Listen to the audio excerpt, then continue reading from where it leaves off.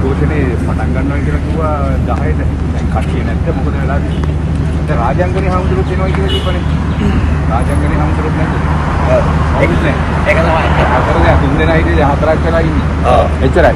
දැන් මොකද මොනවාද ඕගොල්ලෝ මෙතෙන්ට ඇවිල්ලා කරන්න බලාපොරොත්තු වෙන්නේ? ඒක තමයි. ඇත්තටම කියනවා නම් මහත්තයා අපි 2023 තමයි ඉස්සල්ලාම සම්මිසිල්ව එළවනවා කියලා පාරට ආවේ. ඒ එනකොට හිටපු 7 දෙනාගෙන් 4 දෙනා තමයි අපිට කරේ. 7 දෙනා දැන් 4 දෙනා වෙලා. ඔව් නෑ ඇත්තටම කියනවා නම් අපේ 3 දෙනෙක් වොයිස් කට් එක දාලා ගමුකෝ. පොඩ.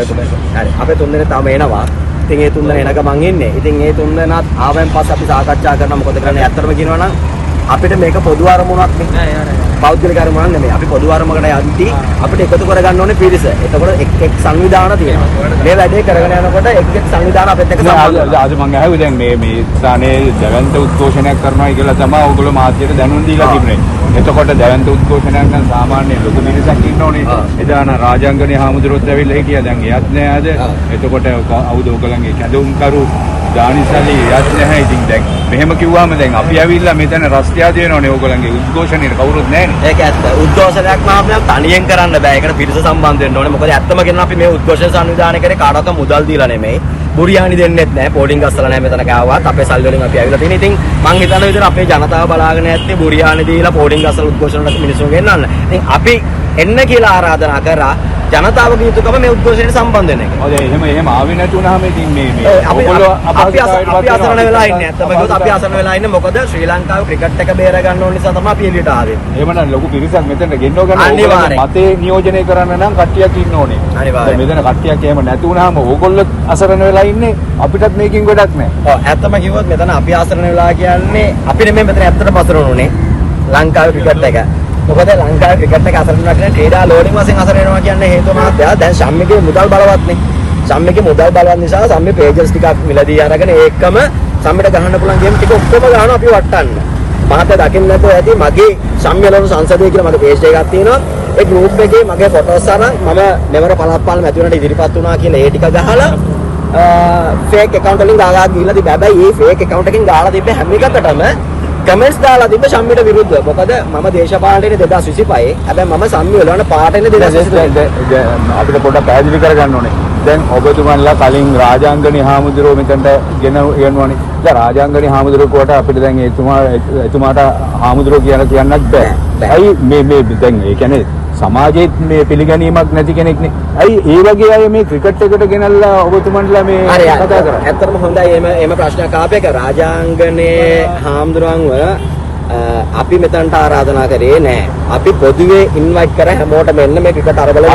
එතකොට එයා මෙතන නිකන් ඇවිල්ලා තිබ්බා. ඔව් ඇවිල්ලා ඒක ඕගොල්ලන්ට අපකීර්තියක් නේ. කුමාරපති හාමුදුරුවෝ ආවා. ගිය පාරත් ආවා 2023 ආවා මං ගාව ඕන ෆොටෝ එකක් එනවා. කුමාරපති ගියාගෙන කෑ ගහනෝනේ. යාව සාසනේ මේ පන්නලානේ තියෙන්නේ. අපි හාමුදුරුවෝ කියලා කතා කරන්නේත් නෑනේ දැන්. ඒ වගේ කෙනෙක් මෙතනට ගෙනාවම ඕගොල්ලන්ගේ අරමුණු වෙනස් වෙනවානේ. ඒතකොට මහත්මයා මෙහෙම දෙයක් තියෙනවා. නානාපකාර මිනිස්සු ඉන්න. මගේ මේ ඇඟිලි පහම එක වගේ නෑ වෙනස්. ඒක නිසා අපිට හැමෝම නියෝජනය කරනවා. ඉදා ගොඩ ගිහිල්ලා තිබේ හාමුදුරුවෝ ආවයි කියන එකනේ මෙතන ප්‍රසිද්ධ වෙලා තිබ්බේ. ඒක තමයි ඉතින් එහෙමයි.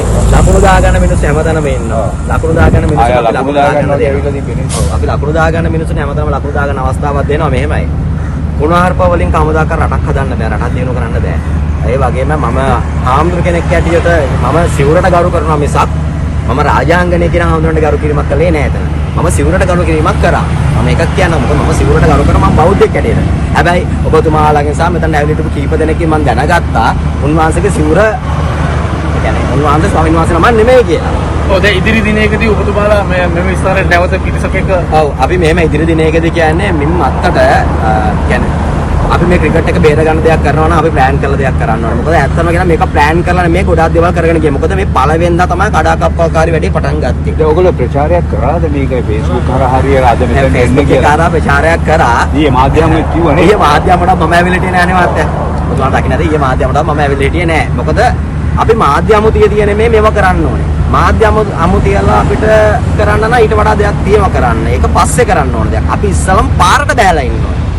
මොකද මේක ක්‍රමවේද කීපයක් තියෙනවා. අපි උද්ඝෝෂණයක් කරන්න පාරට එනවා නම් ඉස්සලා අපි පාරට එන්න ඕන. පාරට යන්න අපිට එතන තියලා ප්‍රෙස් කොන්ෆරන්ස් එකක් තියන්න පුළුවන්. ඉදිරියේදී නායකත්වය දෙන්න සූදානම්ද මේ අරගෙන? සූදානම් වෙනවා. මොකද ඇත්තම කියනවා මම ජොබ් එකක් කරන ගමන් එන්නේ. මොකද අපිට වේතනයක් හම්බ වෙන අපි රැකියාවට වාර්තා කරන්න ඕනේ. ඒතර මම රැකියාවට වාර්තා කරනකොට තමයි මේ අවස්ථාවට කීපතාව සම්බන්ධ වුණේ. ඉතින් දුකයි. හැබැයි මේ වැඩේ අත්හරින්නේ නැහැ. මොකද මට මගේ අයියට ඉන්න පිරිසක් ඉන්නවා. ඇත්තටම මම දන්න මේ ලංකාවේ මිනිස්සුන්ට මේකට බේර ගන්න ඕනේ. ඒ මිනිස්සු සමහර මිනිස්සු එන්න බෑ. ඒ මිනිස්සු රස්සාවල් කරන මිනිස්සු ඉන්නවා. බලමු. හැබැයි ඒ වගේම කියන්න ඕනේ පළවෙනිදා තිබ්බ උද්ඝෝෂණයට කට්ටිය අඩු කළේ දසුන් ශානක ලකුණු 70 ගාණක් ගැහුවා. එතකොට අපේ ඉත්තෑවට එක දුවන්න ගත්ත අපේ ප්‍රේක්ෂකයන්ට. හැබැයි මේ අරගෙනට එන්නත් කට්ටිය අඩු වුණේ අපේ ක්‍රීඩා ඇමතිතුමා ලස්සනට බෝල් එක පාස් කරා අතුරු කමිටුවක් දානවා කියලා. ඒ කියන්නේ කොහොම හරි ඒ කියන්නේ ඔය කියන විදිහට ඔබතුමන්ලා ෆේල් වෙලා තියෙනවා මෙතන කට්ටිය කියන්නේ. මෙතන ෆේල් වෙලා නැහැ. අපි කොහොම ෆේල් වෙලා නැහැ. ඒ කියන්නේ ජනතා පොඩක් ෆේල් වුණා. ඇමතුමා අවුරුදු චානක 74ක් ගාවා. ඒ දෙක අපි පොඩි දේවල් වලට හරි කැමති. ඒ කියන්නේ අපි මේ පැත්ත තියමුකෝ. දැන් එතකොට දූෂිත කන්දර යට ගන්න. වර්ල්ඩ් කප් එකට සෙමි එකේ එන්න බැරි වුණ නිසා ටක්ගාල ජනතා විරෝධයක් ආවා. ජනතා විරෝධයක් ආවට පස්සේ මොකද්ද කරේ? ක්‍රීඩාමන්ත්‍රී කිව්වා අතුරු පාලක මණ්ඩලය පත් කරනවා කියලා. අපිට අදටත් දන්නේ නැහැනේ කොච්චරද අපිට එන අතුරු පාලක මණ්ඩලය කවුද පත් කරන්න යන්නේ? ඒගොල්ලන් කාත් එක්ක සාකච්ඡා කරේ. ISIS එක්ක සාකච්ඡා කරා නම් මොන නිලධාරීන්ට එක්ක සාකච්ඡා කරේ ඊමේල් යවුවන මොන නිලධාරීන්ට ඊමේල් යවුවේ කියන දේ ඔයගොල්ලෝ ඔප්පු කරන්න රටේට. ඒක අද වැඩේ අවුල් වෙලානේ. නෑ වැඩ කිසිම අවුලක් නෑ. අතරයි ඉන්නේ. අතරක් ඉන්නවා කියන්නේ මේක ලක්ෂ 4ට සමානයි. ඉදිරියේදී තේරෙනවද? මේක පටන් ගන්න බෑ. ඒ කියන්නේ පොඩ්ඩක් ඉන්න. වතුර පොඩ්ඩ එකතු වෙලා තමයි වාත්‍ය ගගක් ඇදෙන්නේ. ගගේ වතුර ඇදලා තමයි මූද ඇදෙන්නේ. මේ වගේම තමයි ඒවකට හිටපු 2022 ප්‍රශ්නයක් තිබ්බේ අරකලේ.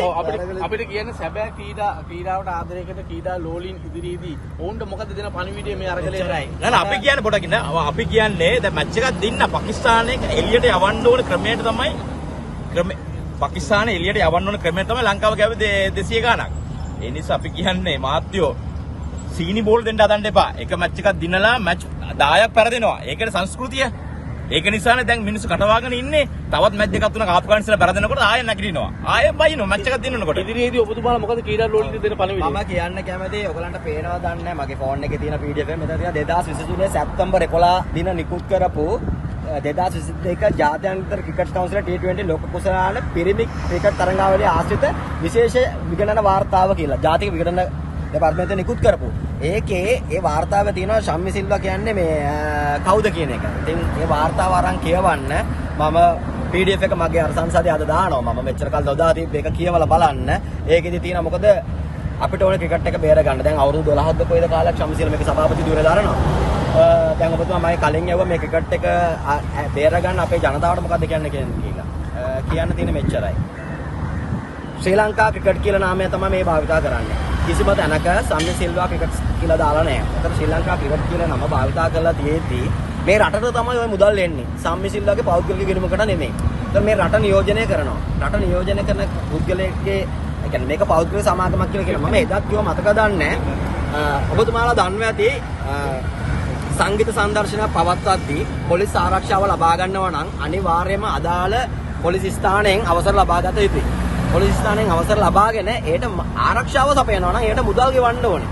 ඒතර මට කියන්න තියෙන්නේ මේ ළඟදී කෙත්තාරාමේ තිබ්බ මැච් එකේදී 2000කට ආසන සංඛ්‍යාව පොලිස් නිලධාරීන් දාලා තිබ්බා. ඒතර මම අහන්න කැමති අපේ රටේ ඉන්න අපේ පොලිස්පතිතුමාගෙන් 2000කට ආසන සංඛ්‍යාවක් සම්මි සිල්වාගේ පෞද්ගලික සමාගමෙන් ලාභ උපයන්න කරපු ක්‍රිකට් මැච් එකක්. ලාභ උපයන්න කරපු ක්‍රිකට් මැච් එකේට ආරක්ෂාව සලසන්න එයා මුදල් දුන්නාද? හැබැයි ඕකේ එක පැත්තක් තියෙනවා මහජනතාවගේ ආරක්ෂාව සපයන්න රජය බැඳිලා ඉන්නවා. හැබැයි මහජනතාවගේ ආරක්ෂාව සපයන්න රජය බැඳිලා ඉන්නවා කියලා පෞද්ගලික සමාගමකින් කරන් යන තරඟයකට ආරක්ෂාව සපයන්න බැඳිලා ඉන්නේ නැහැ. මොකද එයා ලාභ උපයනවා. ලාභ උපයනවා කියන්නේ අපි දන්නවා කොළඹ මහනගර සභාවෙන් මම දෙනවා පැමිණිල්ලක්. මොකද තියෙනවා විනෝද බද්ද කියලා. විනෝද බද්දට යටත් වෙනවා ටිකට් එකක් ඉෂුව කරලා කරන සියලුම ඉවෙන්ට් එකකට විනෝද බද්ද. මොකද බිග් මැච් වලදී මගේ පාසලේ බිග් මැච් එක තියෙද්දි කොළඹ මහනගර සභාවේ රෙවෙනියු ඉන්ස්පෙක්ටර් ආර් ඇවිල්ලා අපේ ටිකට් පොත්වල අරගෙන බැලුවේ ටිකට් පොත් කීයක් දීලාද? අන්න ওই වගේ විස්තර ටික අපි හොයනවා ඉස්සරහට. අපි මේක මෙතන නවත්තන්නේ නැහැ. බොහොම ස්තුතියි ඔයගොල්ලන් සම්බන්ධ වුණාට සමා වෙන්න අද අපිට මෙතන කට්ටියක් ගෙන්නන්න බැරි වෙච්ච. බොහොම ස්තුතියි. තමයි දන්නතර මම අසංක අමරවික්‍රම. අමරවික්‍රම. අමරවික්‍රම. අමරවික්‍රම. තනතුර කියන්නේ මම ගවර්න්මන්ට් සෙක්ටර් එකේ වැඩ කරන්නේ.